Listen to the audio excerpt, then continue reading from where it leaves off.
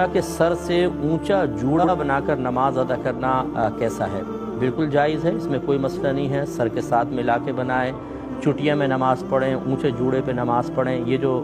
جاہل قسم کے لوگوں نے یہ نکال لیا کہ نبی کریم صلی اللہ علیہ وسلم نے فرمایا کہ آخر زمانے میں عورتیں اونٹ کے کوہان کی طرح بالوں کو بنائیں گی، وہ فاحشہ عورتوں کے بارے میں ہے، قرب قیامت کی علامات میں سے ہے، نہ یہ کہ جو عورتیں جوڑا پہنتی ہیں ان کے بارے میں ہے۔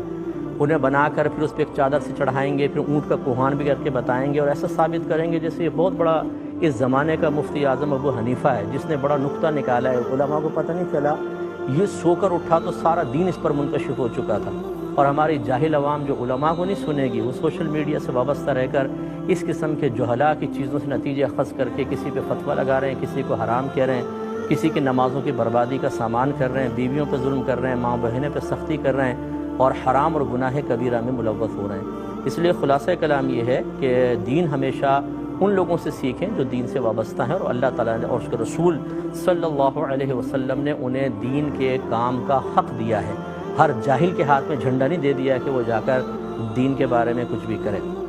اچھا، یہ بعض جاہل قسم کے لوگ ضمن ایک بات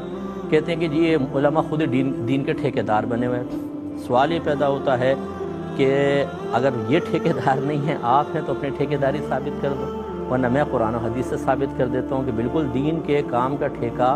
علماء اور مفتیان کرام کو ہی دیا گیا ہے، ان لوگوں کو دیا گیا ہے جو صاحب علم ہیں، چاہے وہ مفتی اور عالم نہ ہوں لیکن صاحب علم ہے، ان کو دیا گیا، جاہل کو نہیں دیا گیا۔ ورنہ آپ بھی دلیل لے آئیں، پہلے آپ تلاش کر لیں، انشاءاللہ قیامت تک تلاش ہی نہیں ہو سکے گی، اور اگر کوئی مل جائے تو لے آئیے گا، اس کی وضاحت اور تشریح کے بعد وہ دلیل بھی آپ کی ختم ہو جائے گی، ورنہ ہم سے لے لیجیے گا۔